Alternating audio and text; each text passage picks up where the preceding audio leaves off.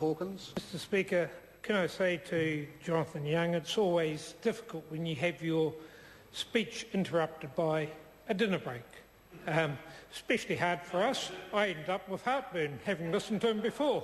However, I want to say, well, look, I'll start off by passing on a little rumour I heard on the way to the chamber earlier today. Michael Laws isn't going to be Mayor Wanganui anymore. He's coming back here with Winston. Now, I see that's got one or two of them weeping away, but that's...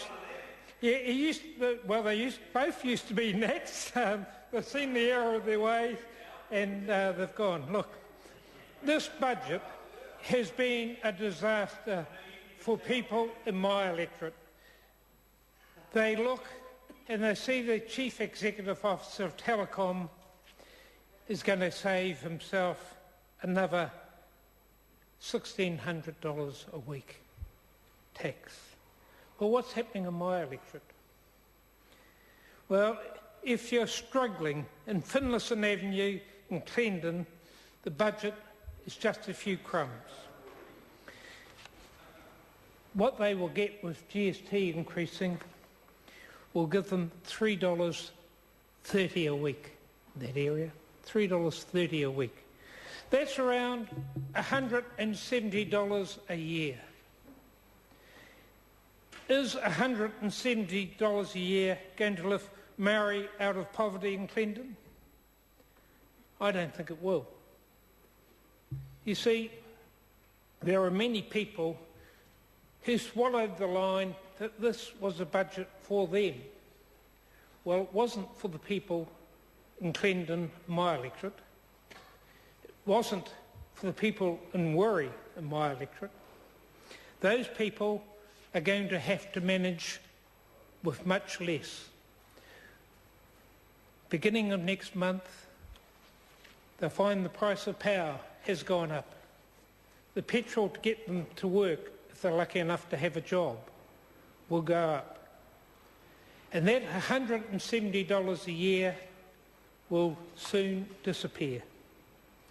And what is the answer to this? Well, a week ago, at this time, I was sitting in a drafty school hall where there was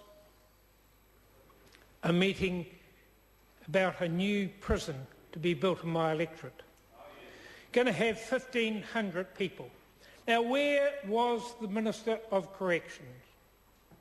Where was the Associate Minister of Corrections?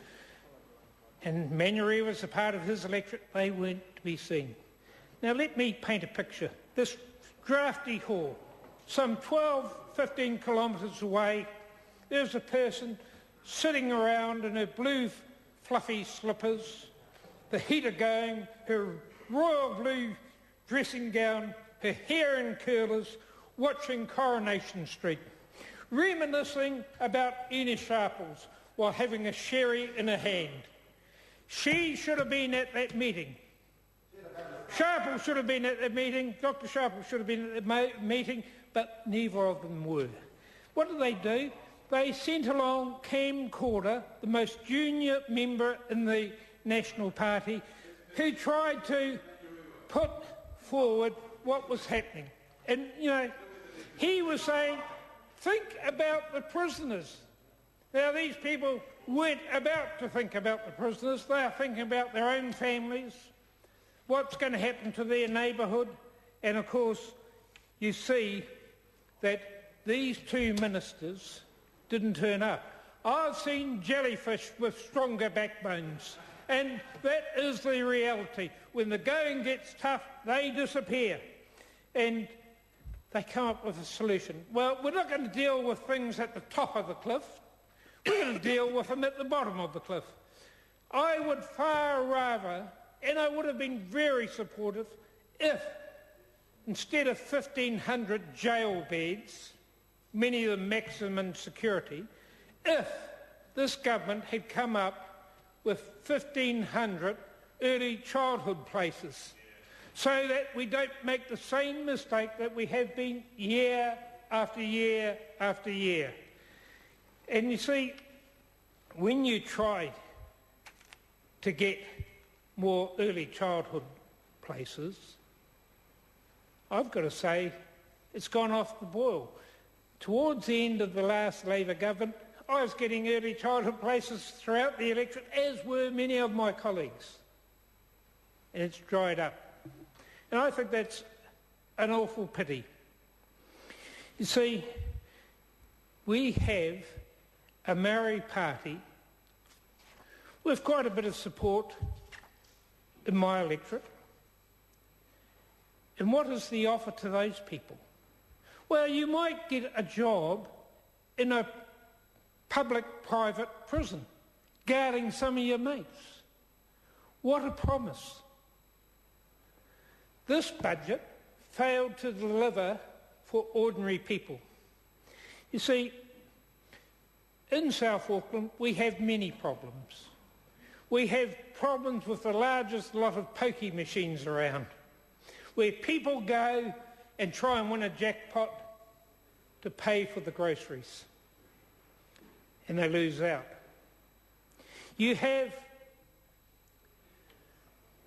liquor outlets all over the place. On every street corner, in the old days, it used to be a dairy. Now it's a liquor outlet, and they're open from first thing in the morning to late at night. I want the government people over there to get up and say how $170 a week will help those people. $170 a year, sorry, how that will help them. Well, they might say, well, there'll be so many bottles of DB or Lion, but that's the problem. You see, we actually, as a community, are fighting this. I've had introduced a bill some time ago so people could have a say on liquor bills. I've been supported by many of the Manukau councillors, especially Daniel Newman, who's taken a real lead in this. But Dr. Sharples, the MP, Maori MP that covers Manurewa, has been silent. He's been to New York. Is that going to help the families on $170 more a year? No, it's not. And I think that's a real pity. Now, one of the things that I do is I put out a very good paper, the Herald, the Hawkins Herald. Better than the New Zealand Herald, far more substance. And in the autumn edition, I put out a thing saying the price of cornflakes and what people are going to have to pay.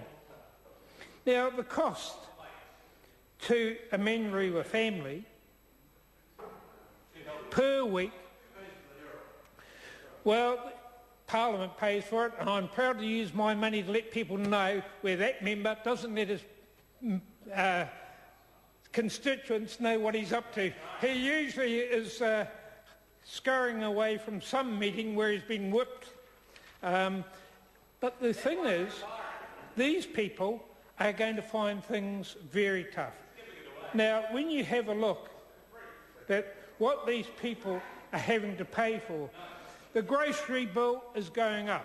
Now, we have very large families, many Pacific families, many Indian Asian families, many Maori families and Pākehā families, but not all of them can afford to insure their cars, and putting GST up is just going to make that a bit harder by people not paying their power bill on time.